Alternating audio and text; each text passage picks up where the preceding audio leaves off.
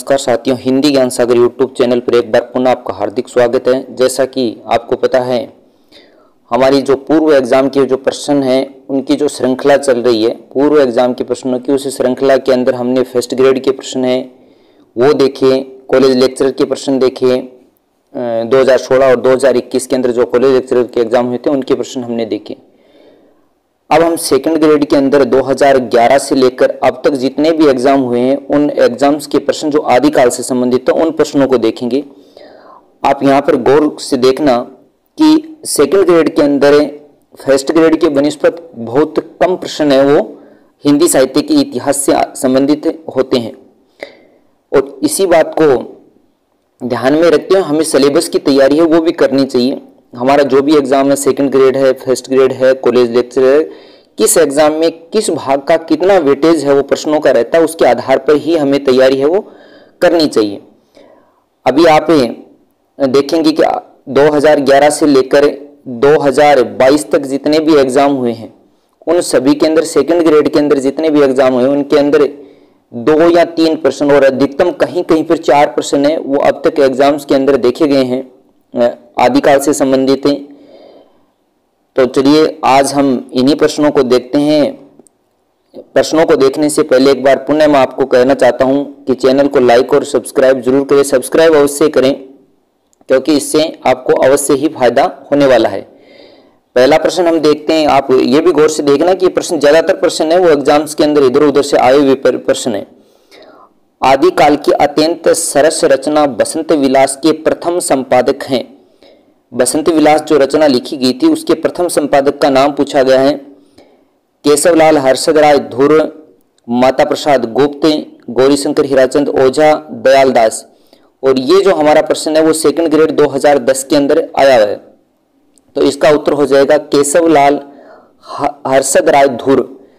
इन्होंने बसंत, इस ग्रंथ के अंदर बसंत और स्त्रियों पर विलासपूर्ण जो प्रभाव है वो उसका वर्णन है वो किया गया है, तो इसका उत्तर हो जाएगा 1 नंबर। एक ही प्रश्न आया था सेकंड ग्रेड 2010 के अंदर।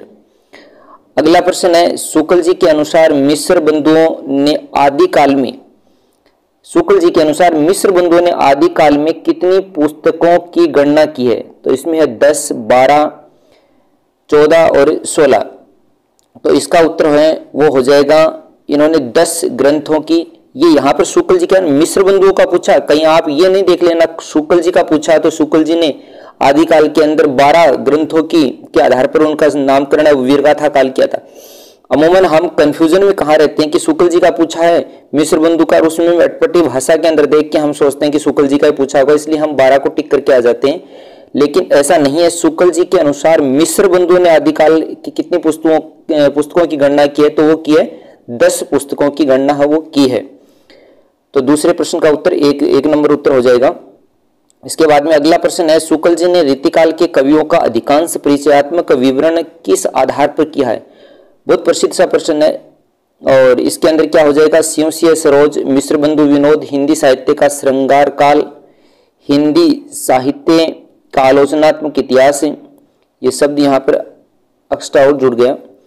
हिंदी साहित्य का श्रृंगार काल, हिंदी साहित्य का आलोचनात्मक इतिहास, तो इनमें से कौन सा होगा?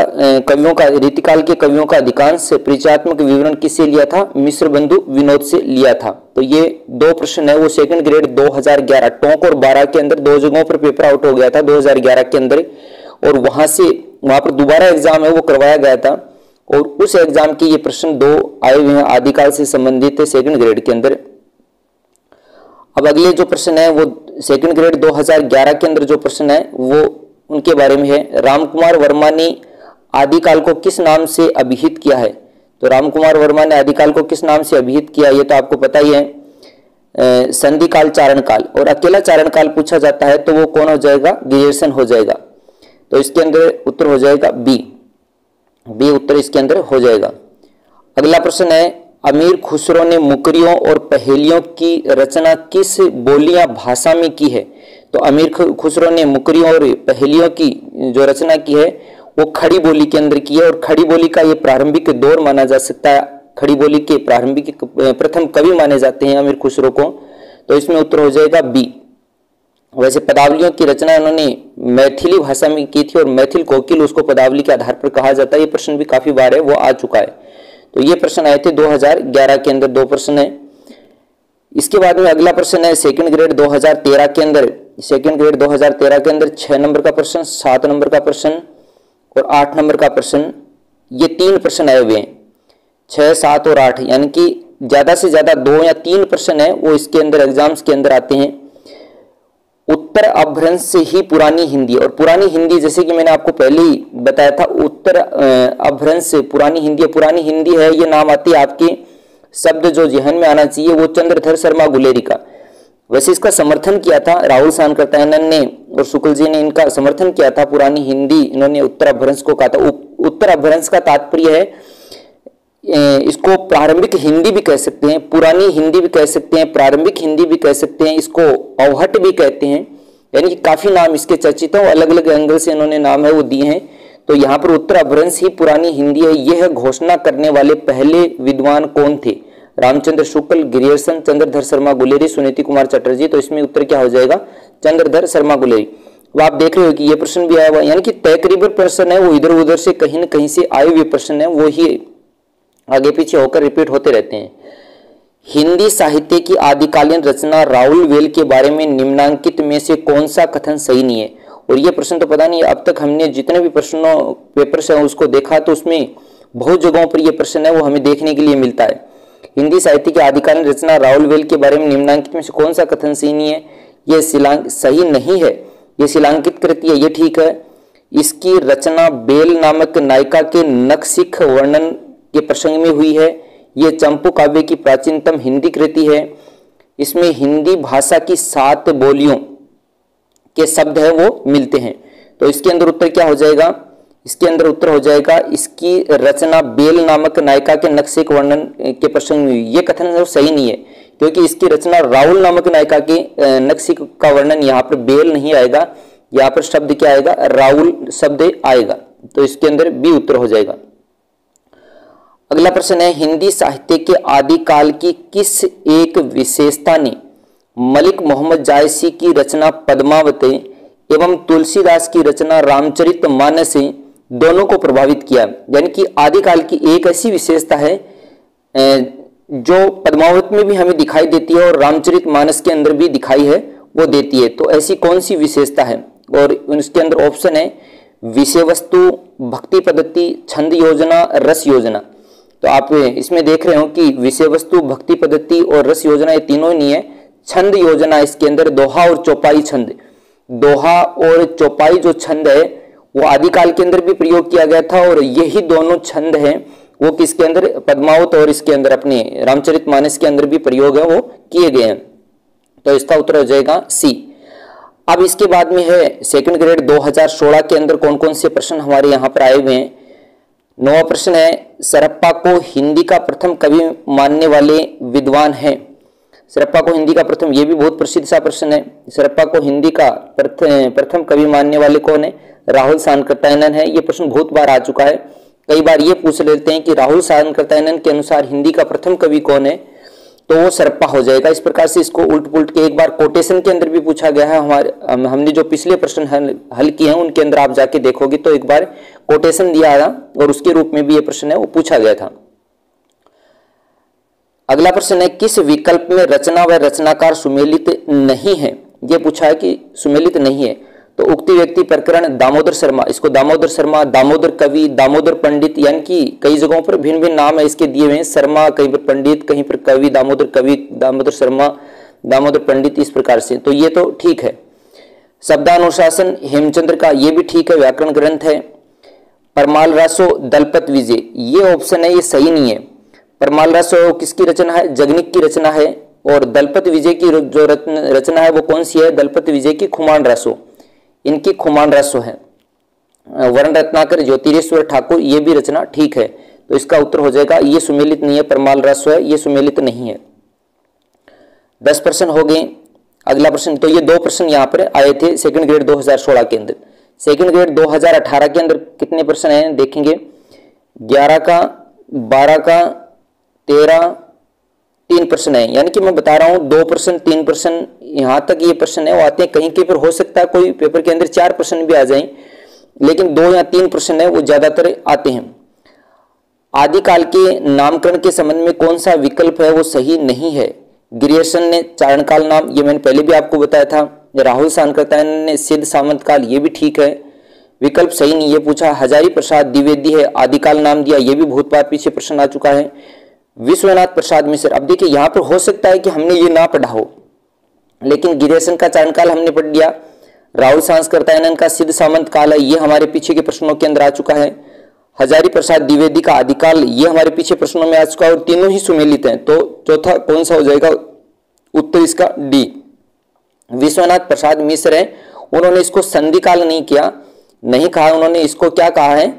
उन्होंने इसको विश्वनाथ प्रसाद मिश्र ने वीर काल नाम है वो दिया है, वीर काल नाम है वो दिया है, इसको संधि चारण काल नाम है रामकुमार वर्मा ने दिया था। तो इसका उत्तर हो जाएगा डी। 11 प्रश्न हो गए। 11 प्रश्न के बाद में 12वां प्रश्न है, कौन सी रचना वीर गाथात्मक है?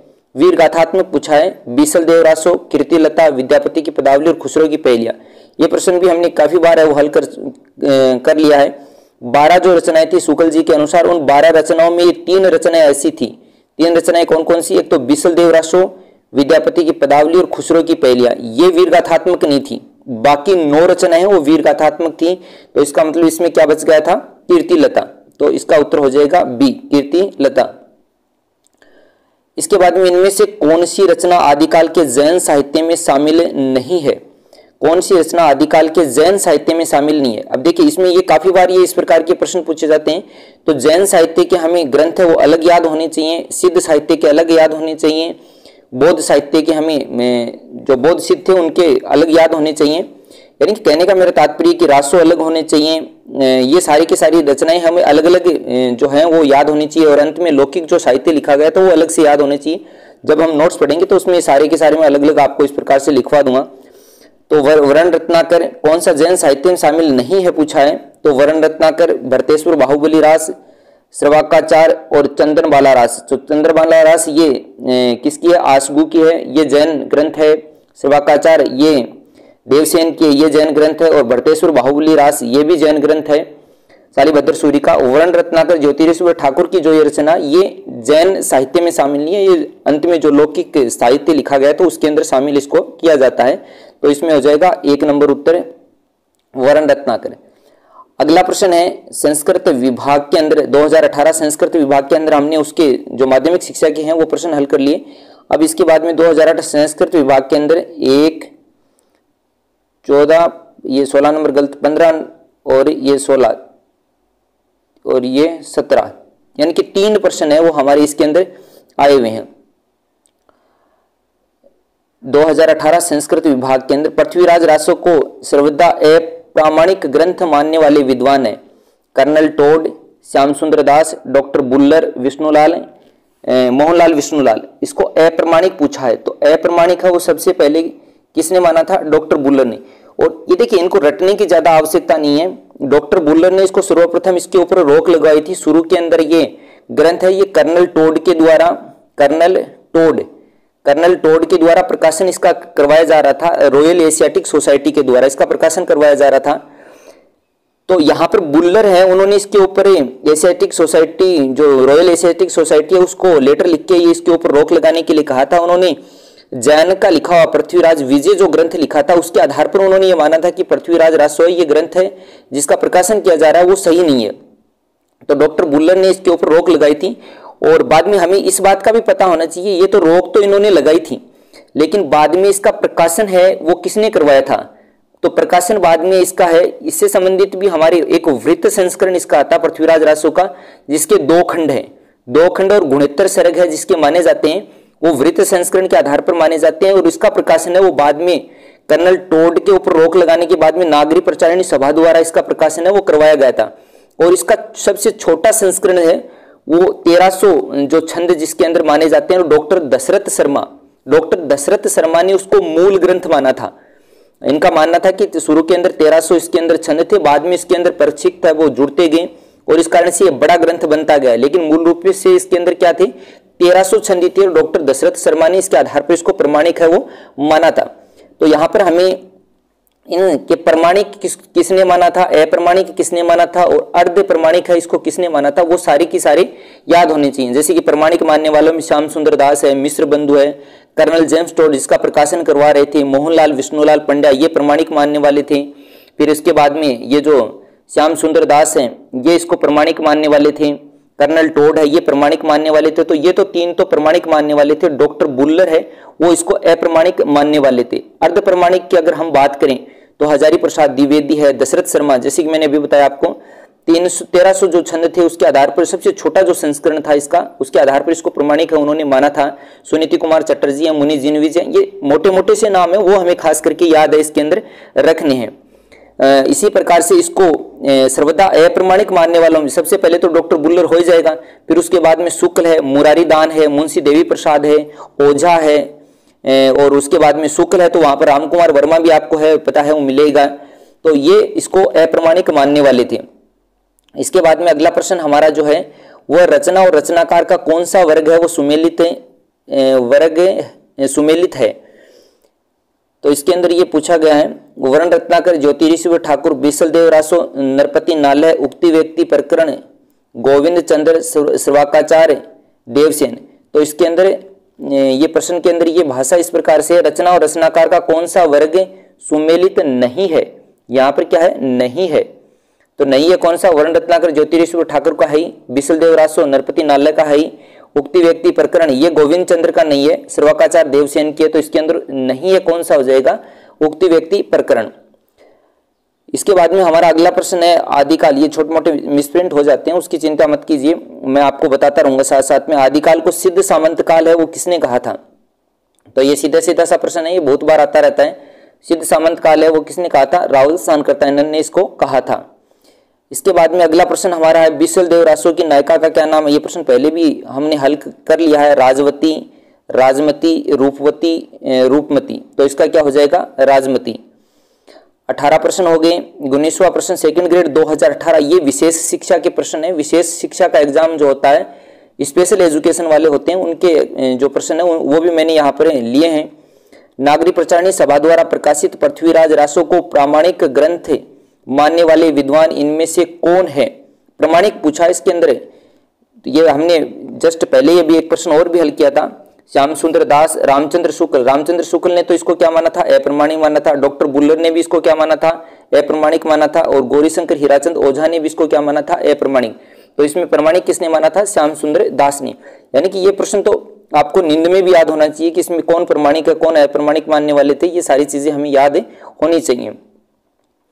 इसके बाद में इनमें से आदिकाल की कौन सी रचना गद्य में लिखी गई है। गद्य में लिखी गई रचना कौन सी है वो हमें इसमें से छांटनी है। जयचंद प्रकाश, वरण रत्नाकर, परमाल रासो, बसंत विलास। तो बसंत विलास नहीं है, परमाल रासो नहीं है, जयचंद प्रकाश नहीं है। तो इसमें क्या हो जाएगा, वरण रत्नाकर, ज्योतिरेश्वर ठाकुर की जो रचना है ये पूर्णतः गद्य के अंदर, हाँ ये बात भी इसके अंदर, ये पूर्णतः गद्य के अंदर लिखी हुई पहली रचना है। पूर्णतः गद्य के अंदर लिखी हुई रचना है। बाकी मैं नोट्स जब लिखवाऊंगा तब ये चीजें सारी की सारी आपको लिखवा दूंगा। इसमें क्या क्या कहाँ से क्या प्रश्न इसके अंदर पूछा जाता है। अगला प्रश्न है हिंदी साहित्य के आदिकाल का प्रारंभ 993 ईस्वी से मानने वाले विद्वान है। 993 ईस्वी से शिवसिंह सेंगर, डॉक्टर रामकुमार वर्मा, राहुल सानकर्तायनन, रामचंद्र शुक्ल। 993 यहाँ पर ईस्वी दिया हुआ है, इसको ध्यान रखना। इसके अंदर कई बार 993 की जगह हम 693 समझ लेते हैं, उसको रामकुमार वर्मा टिक करके आ जाते हैं। ये 993 693 नहीं है। और इसमें एक 57 वर्ष और ऐड करते हैं तो ये 1050 हो जाता है। 1050 विक्रम संवत है, वो आचार्य रामचंद्र शुक्ल ने हिंदी का आदिकाल का प्रारंभ है यहाँ से माना था। ये 21 प्रश्न हो गए। अगला प्रश्न है, हाँ तो ये 21 प्रश्न अब तक हमने देखे हैं आदिकाल के अंदर। जो आदिकाल से संबंधित जो सेकंड ग्रेड के जो प्रश्न है वो सारे के सारे यहाँ पर आप देख रहे हो कि आए थे।